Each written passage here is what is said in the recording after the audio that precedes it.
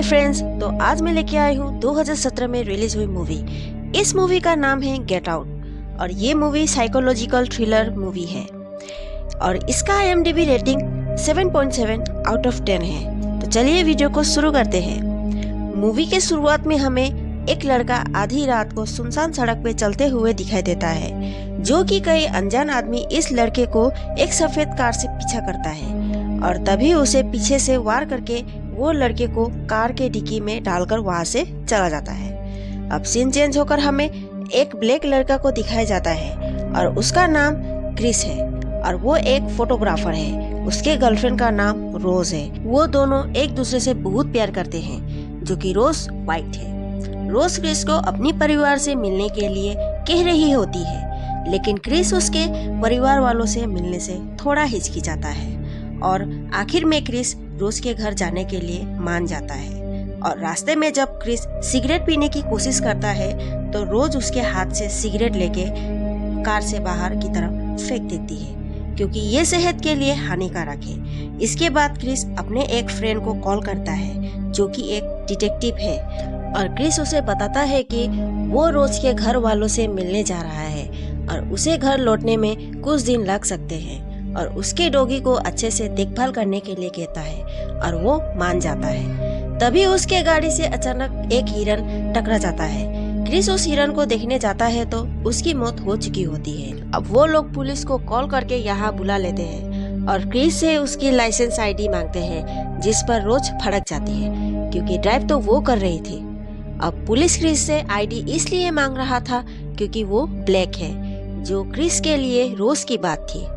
और वो पुलिस कुछ बहस करके वहाँ से चला जाता है और कुछ देर बाद क्रिस रोज के घर पहुँच जाता है, जहाँ हम रोज के पेरेंट्स डीन और मिसी को देखते हैं, जो कि दिल खोलकर क्रिस को घर पर स्वागत करते हैं। और डीन कहता है कि अच्छा हुआ तुमने उस हिरन को मार दिया, क्योंकि उनकी तादाद कुछ ज्यादा ही बढ़ गई है। इसके बाद डीन क्रिस को अपने पूरे घर में घुमाता है और डीन अपने पिता के फोटो को दिखाता है और कहता है कि उन्होंने ओलंपिक में रेस किया था और सन 1930 में उन्होंने भाग लिया था, लेकिन मेरे पिता वो कप को जीत नहीं पाए क्योंकि वो इतने बेहतर नहीं थे जितना वो उन्हें हराने वाला व्यक्ति था, और वो व्यक्ति काला था। साथ में डीन ये भी कहता है कि वो ओबामा को चाहता है और वो तीसरी बार यहाँ के राष्ट्रपति बने। फिर वो मिसी का ऑफिस दिखाता है, जो कि वो साइकेट्रिस्ट है, और डीन खुद भी एक न्यूरोसर्जन है। अब डीन क्रिस को लेकर किचन में चला जाता है, जहाँ वो अपने नौकर जॉर्जिना को क्रिस से मिलाता है और जॉर्जिना भी काली होती है।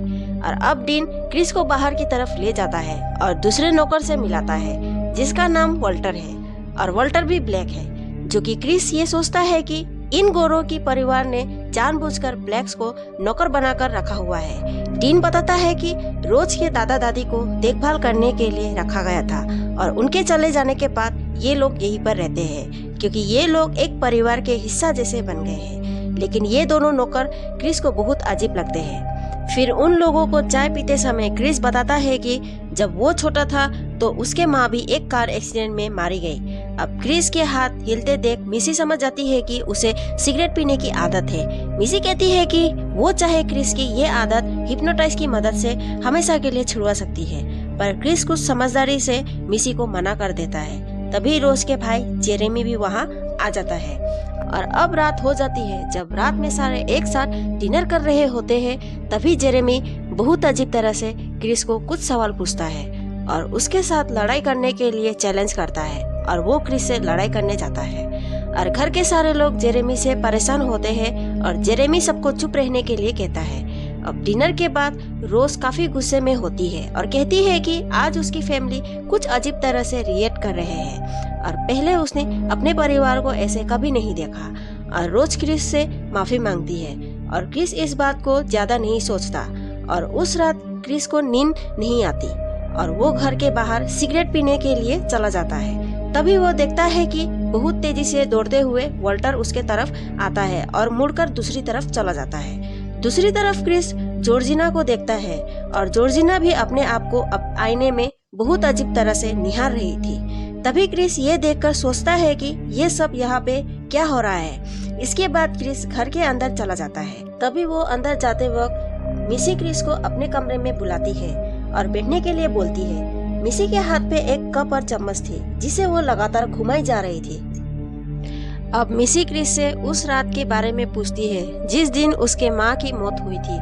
क्रिस को इस बारे में कोई बात नहीं करना था, लेकिन वो मिसी के बातों का जवाब देता जा रहा था।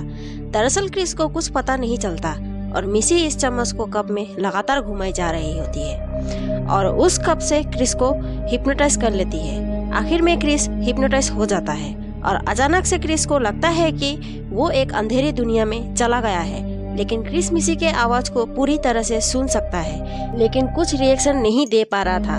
अब पूरी तरह से उस चम्मच से क्रिस को मिसी ने हिप्नोटाइज की है और क्रिस जिस अंधेरी दुनिया में है उसे मिसी सनकेन प्लेस कहती है। और अब क्रिस अचानक से आँख खुलता है तो वो अपने आप को बेडरूम में पाता है और उसे लगता है कि उसने कोई बुरा सपना देखा है। क्रिस सुबह जब वॉल्टर से मिलता है तो वॉल्टर क्रिस को कल रात के लिए सॉरी कहता है और वो काफी अजीब तरीके से यानी बुजुर्ग की तरह बात करता है और वो क्रिस से पूछता है कि उसको मिसी के साथ हिप्नोसिस कैसा रहा, मतलब कि क्रिस ने कोई सपना नहीं देखा। और क्रिस को थोड़ा शक होना शुरू हो जाता है और तुरंत जाकर ये सब बात रोज को कहता है। उसकी माँ ने कल रात उसके साथ हिप्नोटाइज सेशन किया था और अब उसे सिगरेट के बारे में सोचकर उल्टी आने लगती है। अब वॉल्टर और जेरेमी के कुछ अजीब बर्ताव के बारे में बोलता है, लेकिन क्रिस के ये बात सुनकर रोज उस पे हंसने लगती है।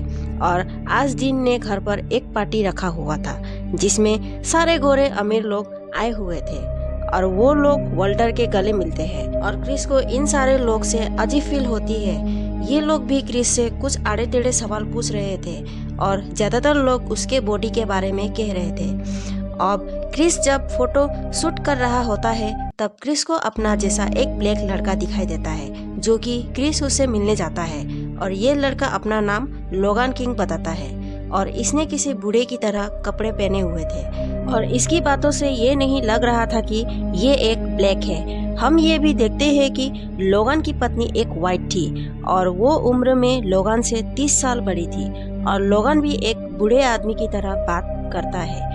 क्रिस को भी उससे बात करने के तरीका किसी वाइट व्यक्ति की तरह लगता है। आखिर में क्रिस को एक जिम हॉटसन नाम का एक व्यक्ति मिलता है जो कि एक अंधे फोटोग्राफर है और जिम बताता है कि जिम पहले फोटोग्राफर बनना चाहता था, लेकिन जेनेटिक डिजीज के कारण वो अंधा हो गया था। अब हम अगले सीन में देखते हैं कि क्रिस अपना रूम की तरफ चला जाता है। जब क्रिस को ऊपर जाते देख उन सब ने आपस में बातें करना बंद कर दिया और ऐसा लगता है कि सब क्रिस को दिखाने के लिए ही ये लोग आपस में बात कर रहे हैं। और जब क्रिस अपने रूम पे देखता है तो उसका फोन से चार्जर कोई बार बार निकल रहा था और उसे लगता है कि ये जॉर्जिना का ही काम है। जॉर्जिना बाद में क्रिस से माफी मांगने के लिए आ जाती है और कहती है कि सफाई करते वक्त गलती से उसका मोबाइल अनप्लग हो गया होगा और क्रिस उसे कहता है कि उसे बुरा नहीं लगा, बस उन गोरों को देख के मैं थोड़ा नर्वस हूँ। और जॉर्जिना हंसते हुए ये कहती है कि ऐसा नहीं और ये उन्हें एक परिवार की तरह मानते हैं। हम देखते हैं कि जॉर्जिना हंसते हुए भी उसके आंखों से आंसू निकल रहा था जो कि काफी अजीब था। थोड़ी देर बाद क्रिस रोड को कॉल करता है और बताता है कि उसे कैसे रात को हिप्नोटाइज किया गया था और कैसे यहाँ के ब्लैक लोग बूढ़े की तरह बिहेव कर रहे हैं। ये सुनने के बाद रोड क्रिस को वहाँ से निकल जाने के लिए कहता है और रोड क्रिस को कहता है कि गोरे लोग क्रिस को हिप्नोटाइज करके उसे अपना गुलाम बना लेंगे, पर क्रिस रोड के बातों पर ज्यादा सीरियसली नहीं लेता। इसके बाद गोरे लोग क्रिस से सवाल करने लगते हैं कि ये अफ्रीकन होने के फायदे और नुकसान क्या क्या है। क्रिस लोगन को इस सवाल का जवाब देने के लिए कहता है और लोगन बोलता है कि ब्लैक होना उसकी कमाल की बात है। इसी बीच क्रिस चुपके से लोगन की तस्वीर उठाने की कोशिश करता है, लेकिन उसकी फ्लैशलाइट ऑन थी और इस फ्लैशलाइट के कारण लोगन को कुछ हो जाता है और लोगन कुछ अग्रेसिव होकर क्रिस पर हमला करने लगता है और उसे बार बार ये कहता है कि तुम यहाँ से चले जाओ। तभी क्रिस को थोड़ा शक होने लगता है और कुछ देर बाद डीन और मिसी बताते हैं कि लोगन को बस एक सीजर अटैक आया था और अब वो बिल्कुल ठीक है। फिर लोगन सबसे माफी मांग के वो यहाँ से चला जाता है। अब क्रिस और रोज घर से थोड़ा दूर लेक के पास जाते हैं जहाँ क्रिस रोज को बताता है कि उसे यहाँ बिल्कुल भी अच्छा नहीं लग रहा है और उन दोनों में कुछ बहस होती है। और क्रिस कहता है कि जिस दिन उसकी माँ की एक्सीडेंट हुआ था वो काफी देर तक मरी नहीं थी और उन दिन क्रिस बहुत छोटा था, मगर वो पुलिस को फोन कर दिया होता तो वो अभी तक जिंदा होती। और रोज उसे गले लगा लेती है और वो कहती है कि तुरंत वो दोनों यहाँ से निकल जाएंगे। इसी बीच गोरे लोग एक साइलेंट ऑप्शन कर रहे होते हैं जिसमें किसी और को नहीं बल्कि क्रिस को बेचा जा रहा था और ये ऑप्शन जीन हडसन जीत लेता है। अब क्रिस और रोज घर वापस जा रहे होते हैं, तब तक सारे मेहमान जा चुके होते हैं और क्रिस अपने कमरे में जाकर रोड को लोगन के फोटो को सेंड कर देता है और वो तुरंत उसे कॉल करके बताता है कि ये आदमी लोगन नहीं बल्कि आंद्रे है, जिससे ये दोनों एक पार्टी में मिले थे और ये लोगन वही आदमी है जो मूवी के शुरुआत में किडनैप हुआ था और वो 6 महीने से मिसिंग है। और इतने में ही क्रिस के मोबाइल की बैटरी खत्म हो जाती है और वो रोज से कहता है कि उन्हें तुरंत यहाँ से निकलना होगा, तो वो जल्दी से कार की चाबी ढूंढे। फिर क्रिस नोटिस करता है कि रोज की अलमारी खुली हुई थी, जहाँ क्रिस को एक बॉक्स मिलता है जिसमें रोज के कई सारे एक्स बॉयफ्रेंड के फोटोज थे, लेकिन वो सब ब्लैक थे। जबकि रोज ने कहा था कि क्रिस उसका पहला ब्लैक बॉयफ्रेंड है, लेकिन क्रिस को उन फोटोज में से उनके घर के नौकर्स वॉल्टर और जॉर्जिना के भी फोटोज मिलती है, साथ में लोगन यानी आंद्रे के भी। और तुरंत क्रिस नीचे चला जाता है, लेकिन जेरेमी उसका रास्ता रोक कर खड़ा रहता है और डीन और मिसी भी उसे घेर लेते हैं। क्रिस चलते हुए रोज से कार की चाबी मांगता है, पर रोज कहती है कि शुरू से ही कार की चाबी उसके पास ही थी और रोज ये चाबी क्रिस को नहीं देगी। और क्रिस यहाँ से भागने की कोशिश करती है, लेकिन मिसी कप और चम्मच बजा देती है, जिसे सुनते ही क्रिस पैरालाइज हो जाता है और सनकिन प्लेस में चला जाता है और ये तीनों इसके बॉडी को कहीं ले जाने लगते हैं। अगले दिन रोड क्रिस को कॉल करके परेशान हो जाता है और अपने डिपार्टमेंट के कुछ सीनियर ब्लैक ऑफिसर को जाके बताता है कि कुछ गोरे लोगों ने उसके दोस्त को हिप्नोटाइज करके गुलाम बना लिया है, पर वो सब उसके बात सुनकर हंसने लगते हैं और उस पर कोई यकीन नहीं करता।